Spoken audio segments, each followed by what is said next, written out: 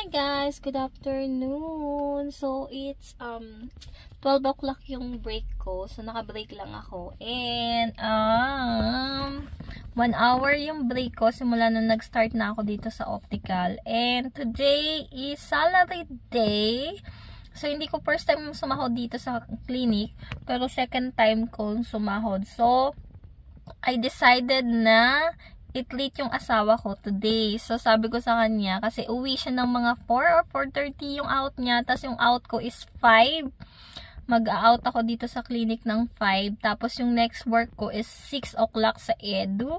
So, sabi ko sa asawa ko, kain kami sa labas, lilibre ko siya. Treat natin yung asawa natin. Syempre, di ba?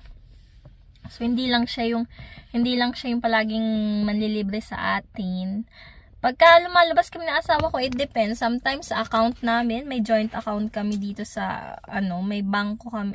Joint account kami sa Scotiabank. Tapos, pero meron din siyang personal bank account. Meron din akong personal bank account. So, doon pumapasok yung mga sahod namin. So, hindi ko alam. Depende na lang kung sasabihin niya. Depende na lang din kung tatanungin niya kung magkano yung sinahod ko. Eh, di yun. Nagkukwentuhan kami sa sahod namin. Pero, sa bills talagang hati kami.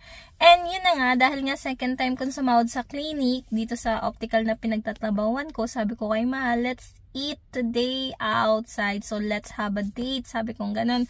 And, sabi ko dun tayo sa Filipino food ko kakain. So, sabi ko sa kanya, maaga siyang mag-out. Dadiretso siya dito sa workplace ko. Hintayin niya ako mag-out. Tapos punta kami dun sa restaurant. Dun sa Bistro Filipino. So, it's a Filipino restaurant. I'm craving for crispy pata today.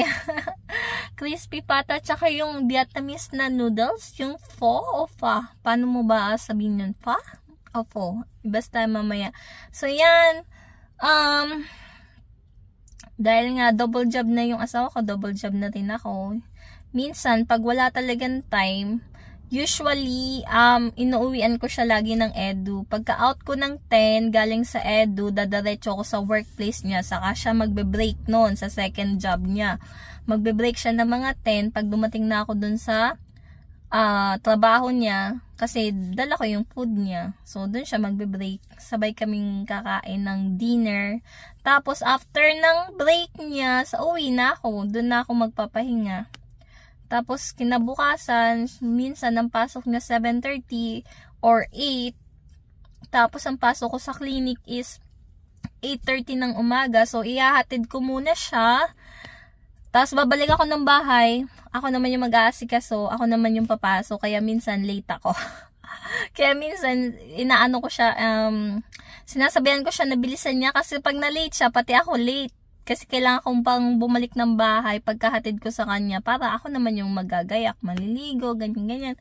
Tapos minsan, syempre, sa daan, hindi ka pwedeng magmadali. Kasi busy road tong dinadaanan namin. Ayan. So, today, punta kami ng bistro mamaya pagka-out. So, let's eat together today, guys. Pakita ako sa inyo yung kinikrave ko for today's video. Yan. See you later. Sarado ang bistro. Pero sana si Kabayan meron, no? Sana.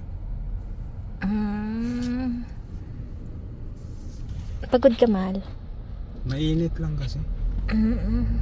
So, sarado yung bistro. So, wala yung craving ko today. Talagang hindi mapagbibigyan ng crispy pata. So, tatry kami sa isa pang La Suerte na Filipino shop. Restaurant plus shop siya. La Suerte. Open siya, open. Open, ayan, may open sign, no? So, dun tayo sa, ayan, La Suerte. So, dyan tayo kakain. Pagka sarado na sila, ano na naman kami, Youth Garden, yung sa Vietnamese. So, let's see. Pero naka-open sign sila, oh. So, that means we're open. Let's go. So, tingnan natin kung anong ulam nila for today's.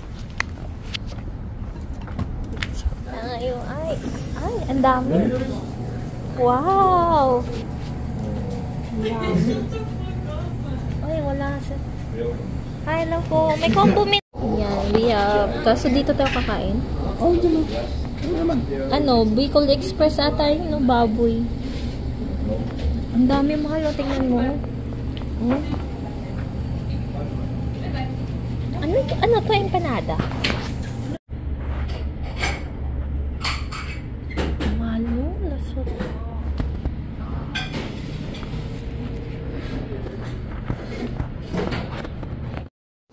And yan na yung in-order namin. Kita nyo naman, hindi tinipid, siksik at tumaapaw.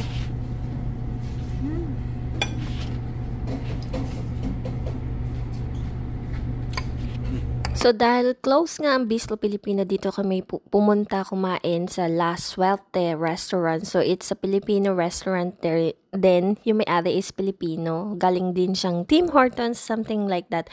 And then, hindi namin naubos yung food namin kasi madami siya. So isang meal, combo meal kasi siya, 2 ulam plus 1 rice. So, 2 combo meal yung in-order namin. So, that means 4 ulam and tag 1 rice of 1 cup of rice kami ng asawa ko. So, it's too much for us. And then, tinake away ko na. Syempre, dito kayo magte-take away. And bumili pa ako ng extra siomai kasi I'm craving for something more. Pero alam ko, hindi ko yan mauubos. Nagkikrave lang ako. So, iti-take away din natin yan para may food para kami pag-uwi mamayang gabi. And then, after namin kumain dyan, nagdadalawang isip pa ako. Actually, may dala na akong Edu na damit ko. Nagdadalawang isip ako kung uwi pa ba kami or hindi na or dadiretso na. And siomai lang yung additional na binili ko sa restaurant na yan, pero nagbigay pa sila ng freebies na donut. Ganyan dito sa La Suerte, or maybe sometimes hindi, pero kadalasan nagbibigay sila ng free. And yan, hindi na nga kami umuwi ng bahay. Sinuot ko na lang, ipinatong ko na yung Edo damit ko kasi it's time for my second job, part-time sa Edo. So yun lang for today.